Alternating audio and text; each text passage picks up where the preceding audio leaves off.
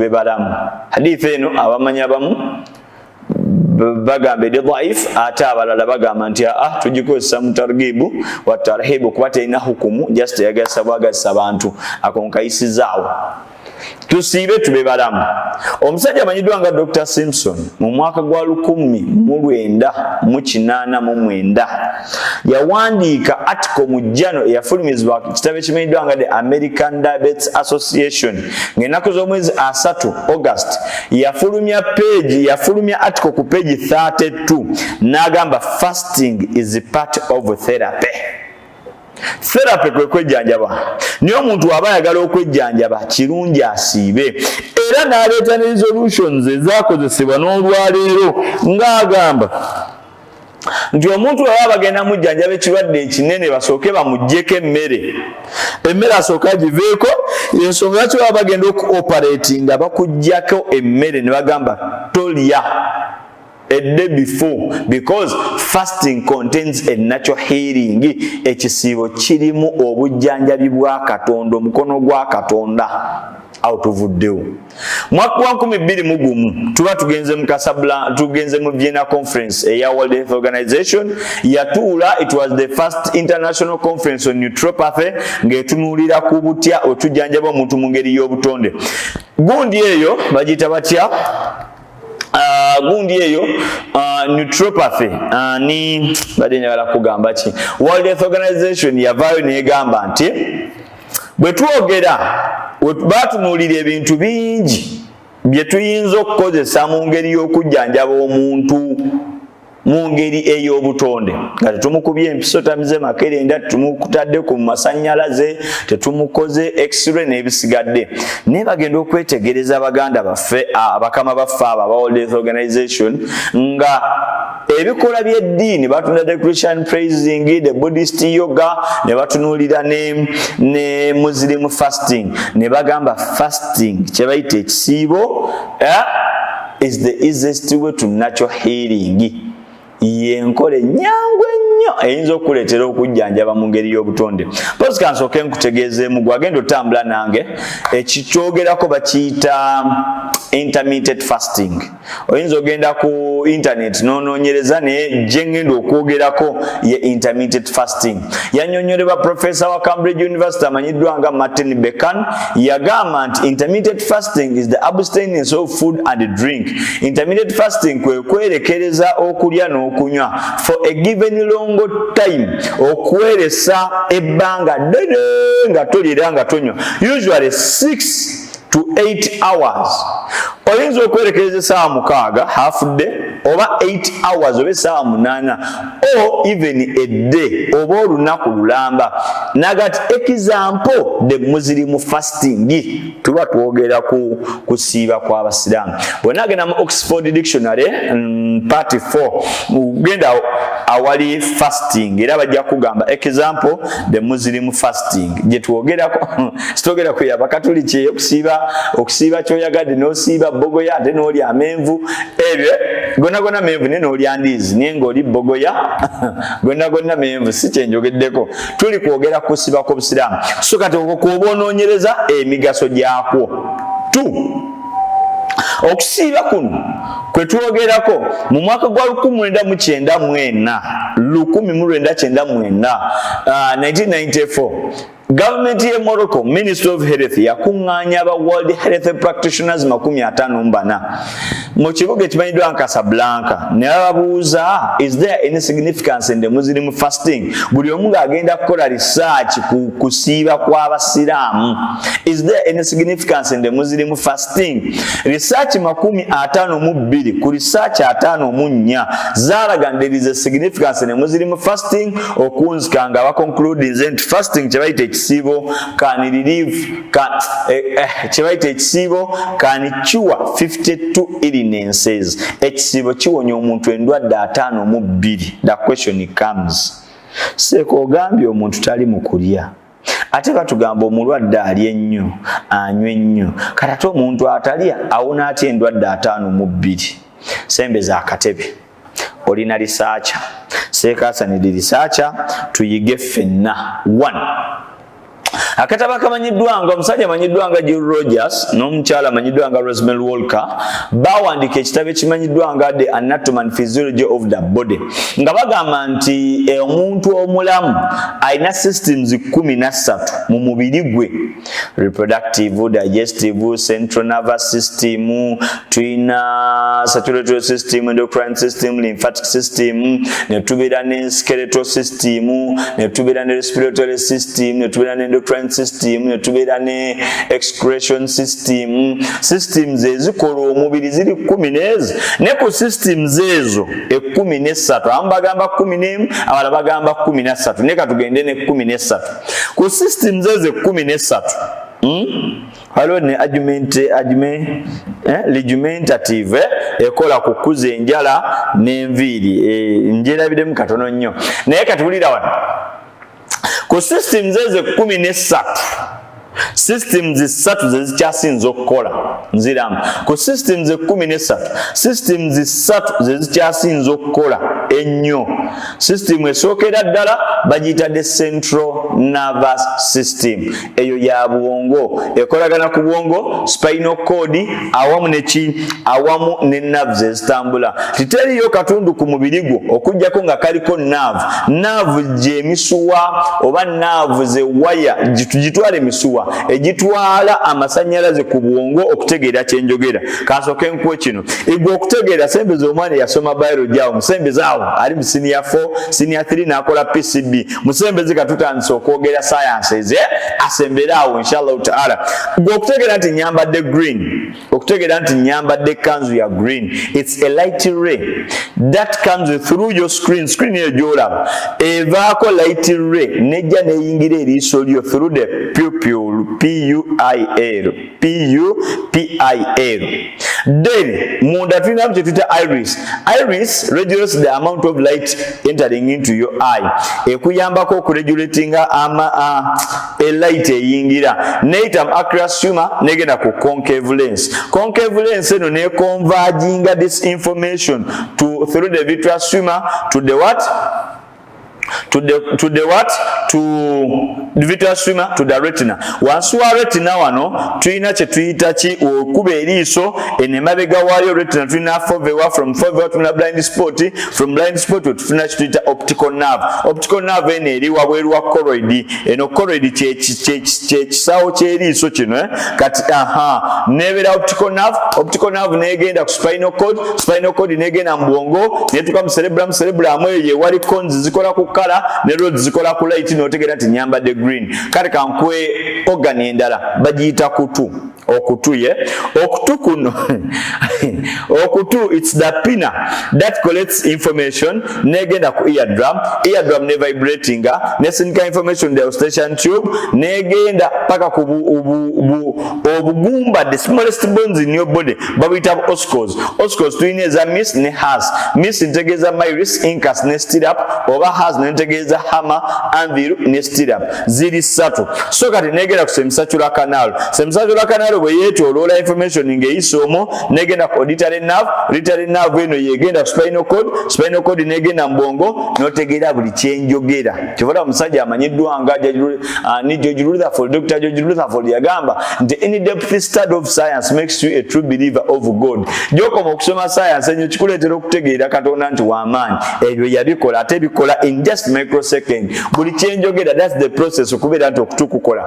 Kati obwongo bukola nnyo, okumanya bukola nnyo. Ne bw'oba ofudde obwongo butwala ennaku 5 nga tebunnafa. Ne bw'oba weebase busigala bukola. Teri kyokola ku mubiri gwo okujjako ng'obwongo bukoze. Kati eyo system esooka ekola nnyo. System ey'okubiri bagiyita central nervous system. Eno ya bwongo, circulatory system manya. Eno ya mutima. Omutima gukuba emirundi 75 buli ddakiika. Omutima guddusa omusaayi meters 11 mu buli ddakiika. Omusaayi mita 11 gukuyingira ne gufulumamu. Kana bwe kityo omutima Allah gusa cardiac muscles ezitakoowa ne gubeera nga gupampinga nnyo buli kaseera. So omusaayi gukola nnyo mwe mutambulira emmere eriisa omubiri, mwe mutambulira abasirikale b'omubiri abalwanyisa endwadde n'ebisigadde. System eyokusatu bagira digestive system, eno ey'okulya egamba etya tinayo ekola nnyo. Okumanya ekola nnyo okuva lw'okwata emmere n'ogiteeka mu kamwa bagikuba wano mu kamwa. Tulina salivary gland, secreting enzyme bagira salivary amylase, nejja ne catalyzing emmere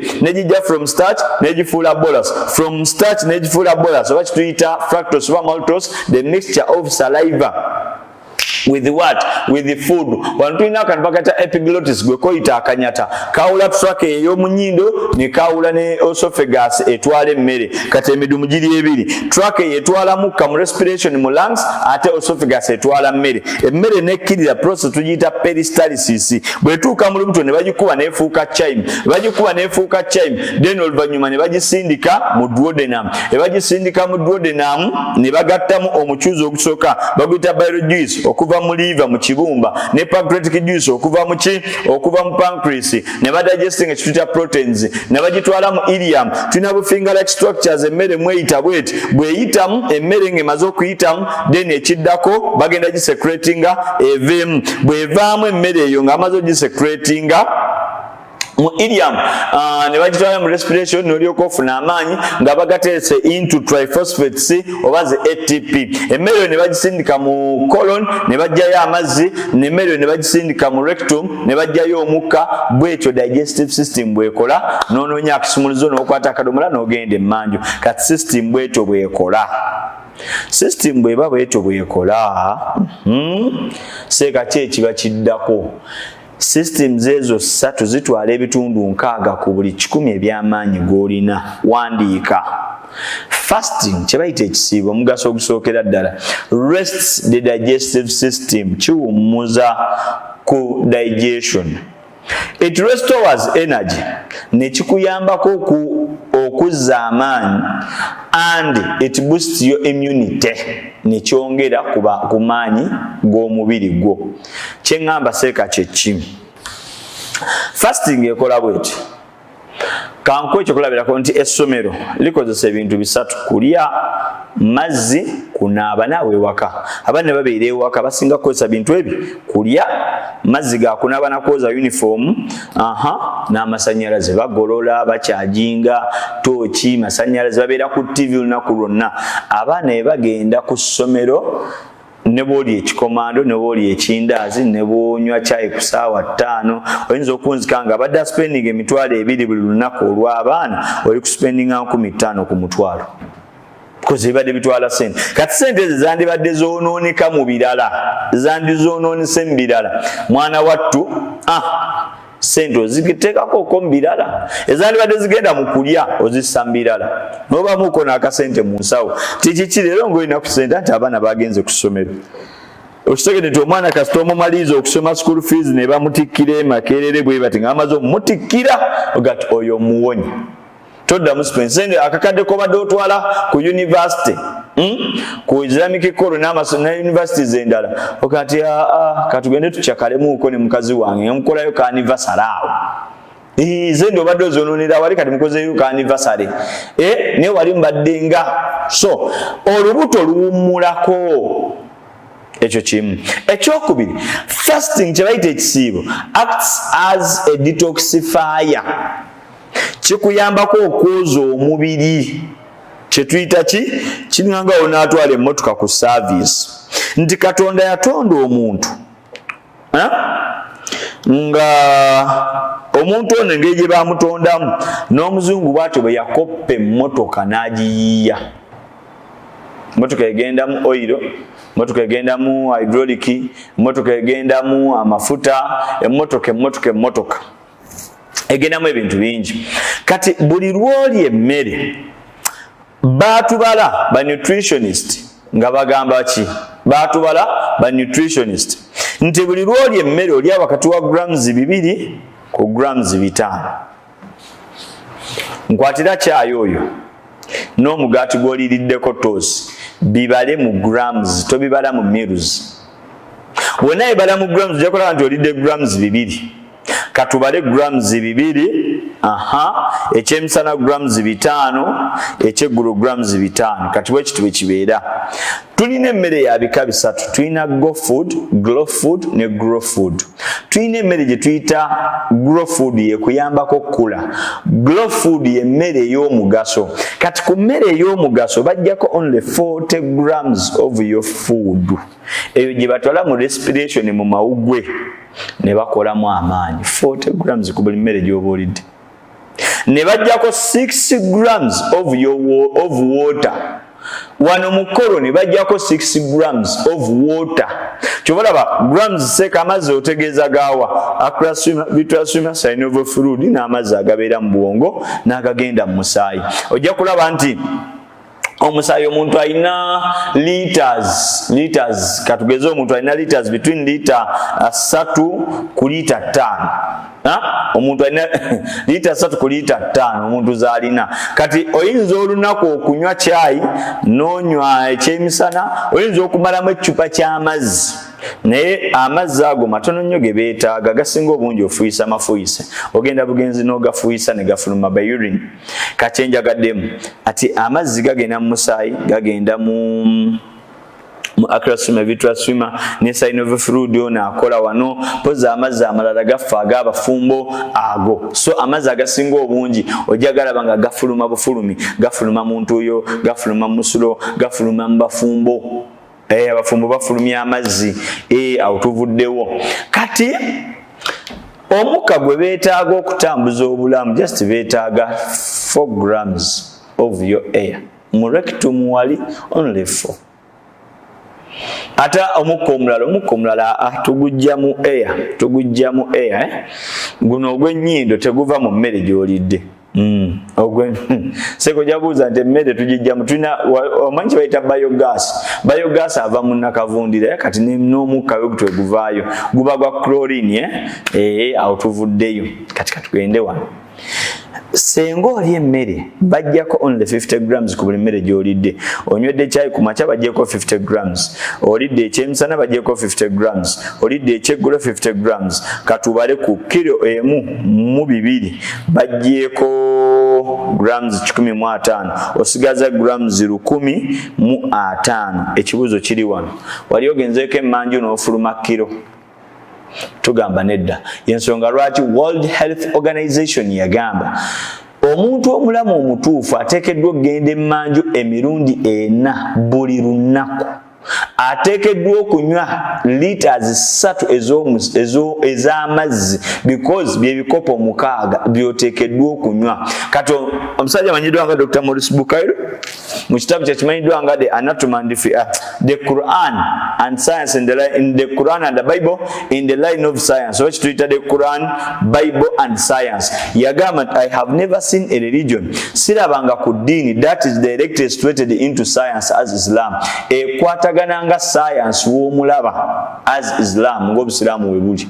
Nziramu omusajja amanyiddwa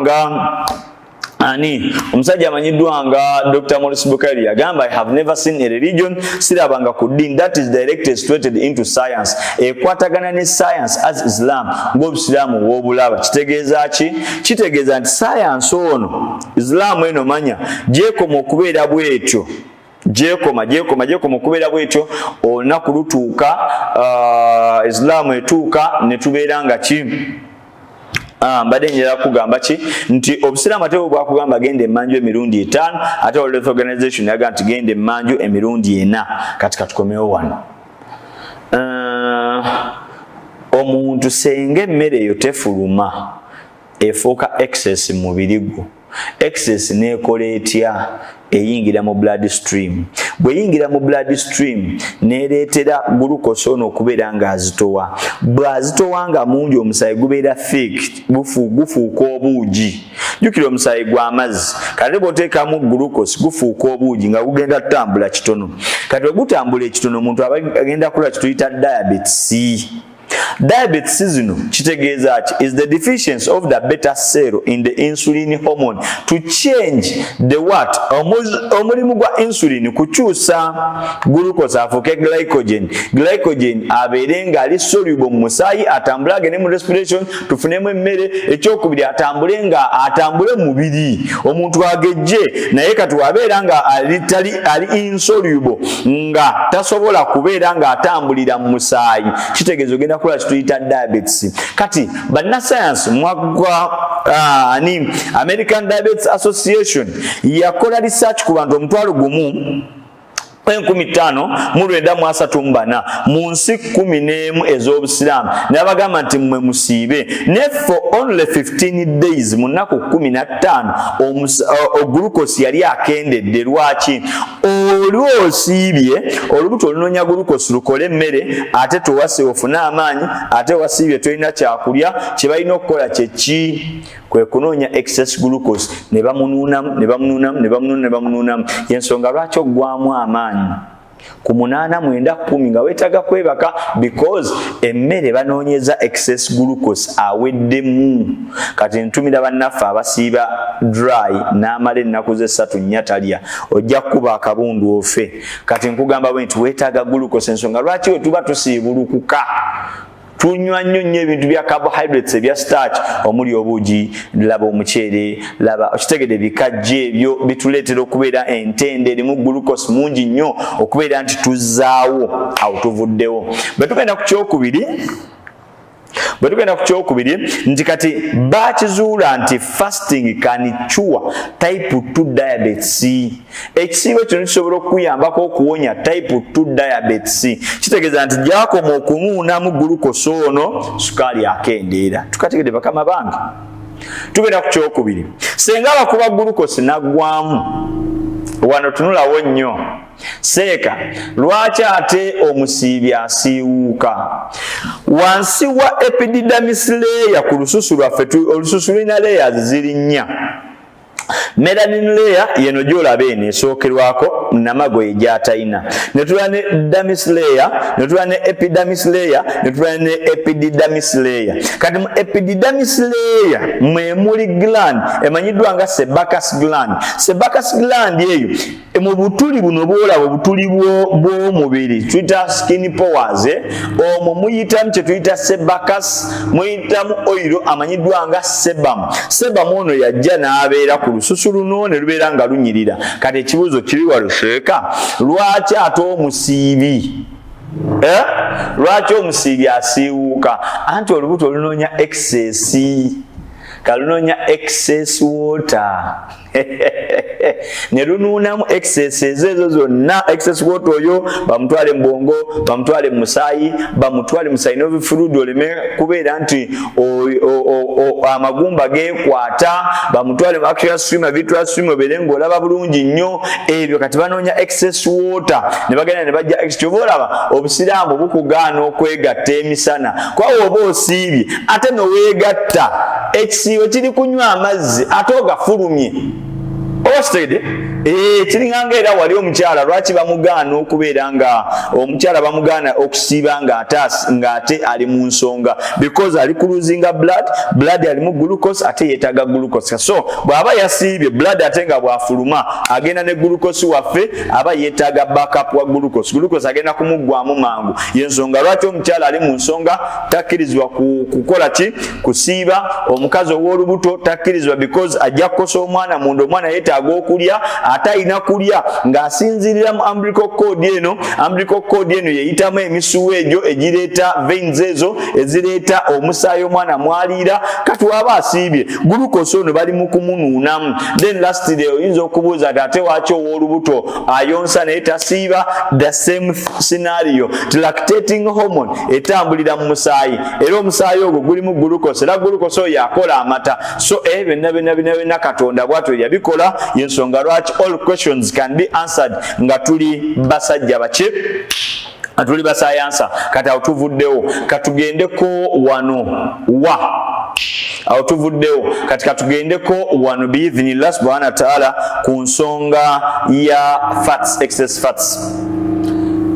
tumaze okitegeera lwaki ekisibo kikuwonya type 2 diabetes ogwe bayita insipidus. Yes, diabetes insipidus awona nga wasiibye. Katugenze ku kye bayita fats. Fats zino ge masavu. Ku buli mmere gy'olya ekola amasavu. Ne woba tosiise ne woba osiise emmere emu ekola amasavu. Kati ng'ebinyeebwa bikola amasavu, n'ebijanjaalo gwe fumba ebijanjaalo awo obiteeka toyiwamu butto, okitegedde bisutte bulungi nnyo ojja kulaba nga bikoze kabutto ka cream kungulu wano. Kati awo tuvuddeyo. Bwe tudda wano kyeŋŋamba kye kino, bwe tuvuddeyo eyo, bwe tudda wano senga omubiri gukuba gulukosa abaddemu naggwamu, banoonya excess glucose. Excess glucose waggwamu bwati bagenda kuba fats zino zigwemu, bagenda tandika kwokya fats. Gye bakoma okwokya fats kitegeeza fats zino ezikubaddemu bagenda tandika okuzookya. Kyova olaba omusajja amanyiddwa nga Dr. Mark P. Nelson yagamba nti omubiri oguva ku glucose gutandika okwokya fats n'ova ku calories nga source of energy n'odda ku ketones. Gye bakoma okuzookya kikuyambako amasavu gano okubeera nga kendeera. Yensonga lwaki amasavu agabadde mu blood vessels okulwaza pressure gajja kuwona, heart stroke gajja kuwona, agagenda mu nso mu fallopian tube endometrium layer ey'omukazi ng'agenze mu nsonga gajja kuwona, n'awalala wangi bijja kuwona. So kati ne bakizuula Buster University mwagwa 2008 be bakizuula nti fasting kibayita ekisiibo can relieve heart disease risk. Kisobola okuwonya endwadde ezaki, kisobola okuwonya endwadde ez'omutima. Katugende ku kirwadde abantu kye basinga okwekwasa bakiyita ulcers. Kyewuunyisa ate nga kituufu. Ulcers gaba mabwa, kisinzira we gali. Ageebweru ge tuyita wounds, Omuganda byayita ebiwundu, naye ag'omunda tugayita ulcers. Ulcers ag'omunda ge tuyita ki? Wounds.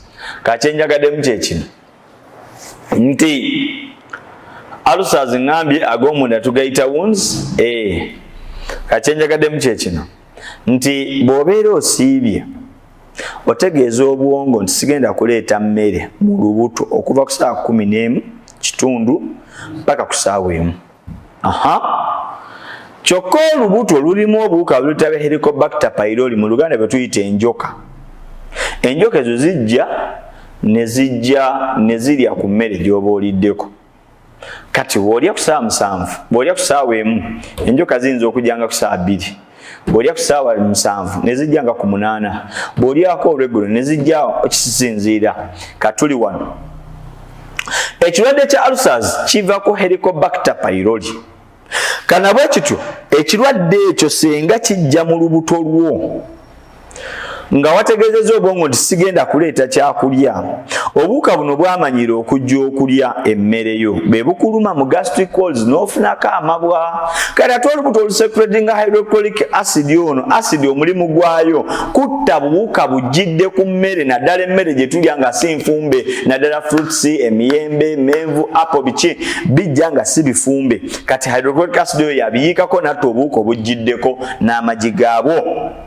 Kati obuwuka otegeeza obwongo sigenda kuleeta mmere. Kati olubuto senga lujja nga osenga saawa etuuka ey'okulya nga tetulidde, obuwuka buno Helicobacter pylori bugenda kujja bulye ku mmere ng'ate temuliimu mmere, hydrochloric acid ayiike. Hydrochloric acid bw'ayiika bw'ati agenda kuyiika ku buwuka obwereere, obuwuka abwokye ku 7, abwokye olweggulo. Yensonga lwaki omuntu akugamba bwe buggwamu bwe butyo oba osobola okusiiba, kubanga obadde bujja ne bulya ku mmere yo buweddemu. Kana bwe kityo oba osobola okusiiba. Kati mu kusiiba okwo mwe muvaamu ekigamba kitya? Mu kusiiba okwo kwe kubeera nti ng'omuntu wa bulijjo, mu kusiiba okwo osobola okusiba ng'ate oli mulwadde wa ulcers. Ensonga lwaki abantu bagamba nti ulcers zinnuma naye bwe ntuuka mu kisiibo nsiiba kubanga oba otadde enniya ey'okusiiba. Katuwunzike ulcers ziwona, sukaali awona, nagambye ekisiibo kiwonya endwadde 52. Y'ensonga lwaki omusajja amanyiddwa nga Dr. Mark P. Matson yagamba, professor wa neurochemistry mu Massachusetts University, yagamba fasting kyebayita ekisiibo elongates lifespan, kyongeza obuwangazi bw'omuntu and it increases disease resistance, nekyongera engeri omuntu gyeyeetangiramu endwadde. Ensonga ey'okusatu ndowooza gye mba mpunzika nayo, omusajja amanyiddwa nga Dr. McDuffins oba Professor McDuffins mu The McDuffins Encyclopedia yagamba fasting kyebayita ekisiibo is the cheapest hospital on earth, lyeddwaliro erikyasinze ebbeeyi entono ennyo kuno ku nsi. Lastire nga tugenda nga tumaliriza katwogere ku kigambo ekinene ennyo bakiyita ddaaku. Nabbi Muhammad sallallahu alaihi wasallam yagamba nti tasahharu, mulye ddaaku fa inna fi suhuri baraka, kubanga mu ddaaku mulimu omugaso oba mulimu omukisa. Omusajja atali musiraamu anyiddwa nga Professor J. Ray Moore yagamba nti I wonder how accurate Muhammad was. Naye wunya omusajja ono Muhammad yali atya?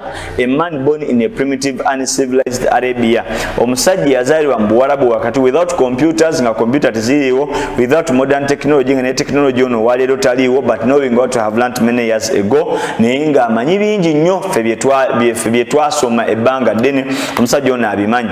Kati ekyewuunyisa, Richard S. Brunner ne John Trepanowski mu mwaka gwa 2012 mu Southern California University bafulumya jano ku research waabwe gwe baakola gwe baatuuma the third night, ekiro ekyokusatu. Bagamba the most nutritious meal, emmere ekyasinze omugaso, eaten in a 24-hour day, eriwa mu ssaawa 24 is the food consumed in the third night. Kitegeeza ki third night? Omwana omuto anywa amata digestion etwala eddakiika 45. Omwana omuto atandika okulya emmere digestion etwala eddakiika 9, 45 times 2. Omwana omuto owa gundi alya digestion etwala eddakiika 18 kakyenjagaddemu. Emmere ekyasinze omugaso eriibwa mu lunaku lwonna olw'essaawa 24 y'emmere gy'olya wakati w'essaawa 9, 10, 11 ne 12. Lwaki? Emmere eba ewedde mu lubuto nga beetaaga kusaba mmere endala, emmere eyo gy'onaatwala mu respiration of n'amaanyi. Nkweyanziza nnyo, nkweyanzege, sobola kususaako awo, embeera ngimanyi, nkwagaliza okumalako ekisiibo obulungi, naye tolinoona kisiibo kyo ng'okola amazambi ku yidi, kubanga Nabbi sallallahu alaihi wasallam omuntu akola edhambi ku yidi abanga ajeemedde Allah ku nnaku lwa kiyama. Mbeyanziza nnyo, mbeyanzege, ebikujjuko bingi naye darasa naye enjiri zaffe gyeziri ez'enjawulo. Abali embalala awo mujja kubanga mutusiŋŋaana ku Global, ate ne mu kibuga Kampala nawo olukuŋŋaana we luli. Inshallah taala bagenda kubeera nga bategeeza n'ebirango mujja kubeera nga mbifuna. Nze Sekasa ndi researcher, ennamba eri 0700 25 29. Njiddamu 0700 25 29. Assalamu alaikum warahmatullahi wabarakatuh.